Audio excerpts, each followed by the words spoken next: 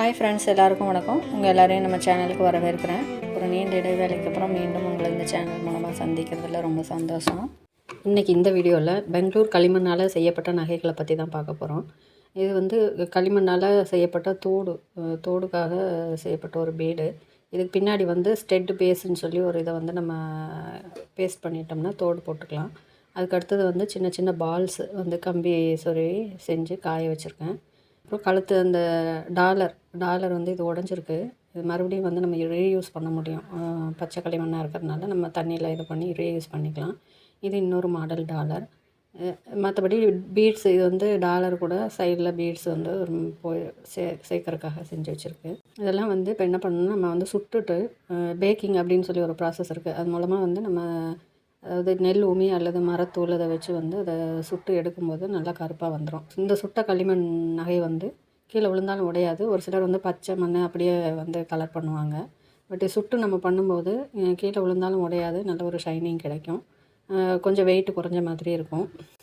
சுடும்போது ஒரு வெடிக்கும். அப்போ சில இது டேமேஜ் ஆகிடும்.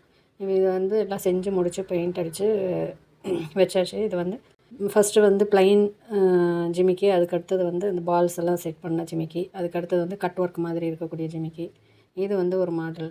அதுக்கடுத்தது இது காதில் பேஸ் வச்சது, பின்னாடி மாட்டுற மாதிரி.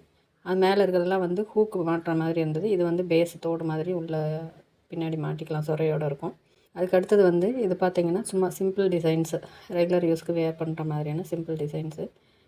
பால்ஸு அது கட் ஒர்க்கு. இது சின்ன சின்ன குக்கீஸ் வச்சு கட் பண்ணி எடுத்து செஞ்சது. இது பார்த்திங்கன்னா பெயிண்டிங் எல்லாம் அடித்து முடித்த பிறகு பார்த்திங்கன்னா இது களிமண்ணில் செஞ்சது அப்படின்னு சொன்னாக்கா யாருமே நம்ப முடியாது. அந்தளவுக்கு ரொம்ப ஃபினிஷிங் ரொம்ப நல்லா அழகாக இருக்கும்.